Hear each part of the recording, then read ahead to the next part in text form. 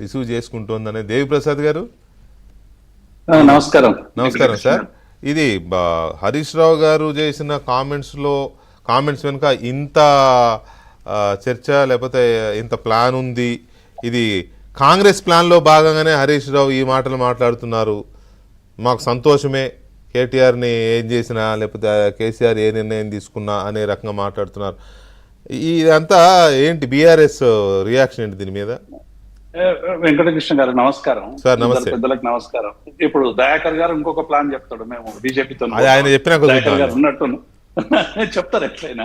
నేను ఏమంటున్నా వెంకటకృష్ణ గారు, మా ప్రభాకర్ గారు రాజనీతిజ్ఞుడు, సుదీర్ఘకాలం రాజకీయాల్లో ఉన్నటువంటి, ఇప్పుడు అస్ట్రాలజీగా మారిండు, జ్యోతిష్యం చెప్తున్నాడు.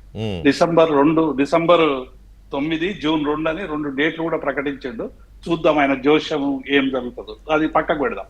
నేనేమంటున్నా, హరీష్ రావు గారు నిన్న ప్రెస్ మీట్ లో, నేను కూడా ఉన్నా వెంకటకృష్ణ గారు, వారు ఈ ప్రభుత్వానికి సంబంధించినటువంటి ధాన్యానికి సంబంధించినటువంటి విషయంలో ఆ ప్రెస్ మీట్ పెడుతూ, ప్రెస్ మీట్ అయిపోయిన తర్వాత ఒక విలేకరు మిత్రుడు అడిగినటువంటి ప్రశ్నకు జవాబు చెప్తే ఎన్నిసార్లు చెప్పాలి ఈ విషయం మీద, పదే ఇప్పటికి 100 సార్లు చెప్పినా మళ్ళీ అడిగి ఈ సబ్జెక్ట్ ను డీవియేట్ చేయకండి అని చెప్పేవారు. ఆ మాట చాలా అలవోకగా అన్నది. అది పెద్ద ఇంటెన్షనల్ గా అన్నది కాదు, ఏం కాదు. అక్కడ తాను ఏం చెప్పిండంటే, నేను కేసీఆర్ కు క్రమశిక్షణ గల సైనికుణ్ణి, కేసీఆర్ గారు ఏ పని చెప్తే ఆ పని చేస్తా, కేటీఆర్ కు మీరు ఇస్తే నాయకత్వం ఇస్తే ఏం చేస్తారంటే కలిసి పని చేస్తామని చెప్పిండు. చాలా స్పష్టంగా చెప్పిండు. ఈ విషయం మీ ఏబిఎన్ లో చెప్పిండు. ఆర్కేకి ఎప్పుడు మీకు గుర్తుండి ఉంటది వెంకటకృష్ణ గారు, ఉద్యమ సందర్భంగా కూడా ఇటువంటి సమస్యలు వచ్చినప్పుడు కూడా ఆర్కే షోలో కూడా హరీష్ రావు గారు చెప్పినటువంటి విషయాన్ని మీకు గుర్తు చేస్తా ఉన్నాం.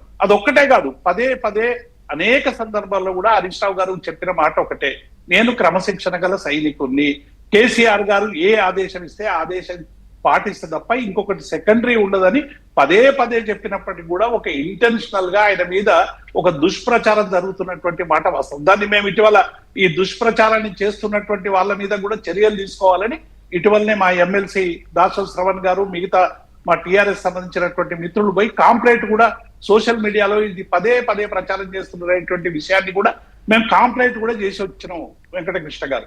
కాబట్టి ఇక్కడ బీజేపీ ఎందుకు చేస్తుంది అంటే, ఇప్పుడు తెలంగాణ రాష్ట్రంలో 17 నెలలుగా కాంగ్రెస్ పార్టీ ప్రజలకు ఇచ్చినటువంటి హామీల వైఫల్యం కావచ్చు, ప్రభుత్వం ఎదుర్కొంటున్నటువంటి అనేక సమస్యల మీద టఫ్ ఫైట్ చేస్తున్నది బీఆర్ఎస్.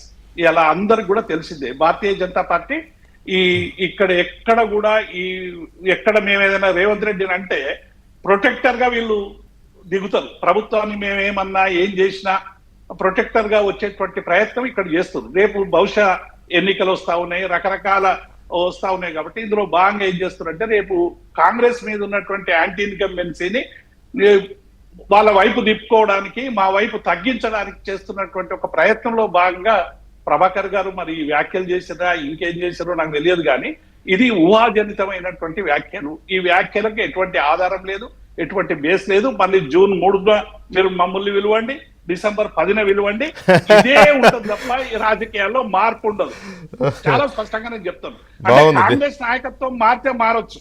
నేనేమంటున్నా వెంకటకృష్ణ గారు, కాంగ్రెస్ నాయకత్వంలో మార్పు గురించి మాకు తెలియదు. ఎందుకంటే అధిష్టానం ఏం చేస్తుంది, ఇంకొకరు ఏం చేస్తుంది, అది మాకు తెలియదు. జాతీయ పార్టీలో కానీ హరీష్ రావు గారితో అత్యంత సన్నిహితంగా ఉంటున్నటువంటి వ్యక్తిగా, చాలా కాలంగా వారితో, మా జిల్లా మంత్రి కాబట్టి ఆయనకు సంబంధించినటువంటి ఆయన వేవ్ లెంత్ తెలుసు. కాబట్టి నేను చాలా స్పష్టంగా చెప్తున్నా, జూన్ 3 నాడు, డిసెంబర్ 10 నాడు ప్రభాకర్ చెప్పిన ఆస్ట్రాలజీ తప్పవుతుందని చెప్పి నేను ఈ సందర్భంగా మీకు విజ్ఞప్తి చేస్తున్నా.